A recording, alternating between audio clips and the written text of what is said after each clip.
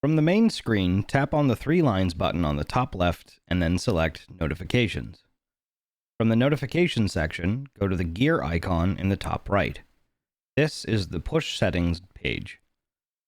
Find the desired device and tap the button on the right of the device name to enable notifications. Once notifications are on, tap on the gear icon next to the button. From this section, you can go ahead and choose which notifications you would like to receive from the cameras. Once you return to the push notification screen, there are 3 available options at the top. This will have a number beside them to help you determine which notifications have been set off. Select which notification section you would like to see. Event is the section in which cameras with just motion detection enabled will send notifications.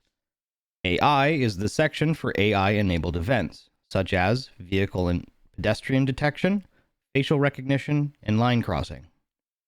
Abnormal is the section for things like the hard drive not recording or any other abnormal behavior the NVR may experience.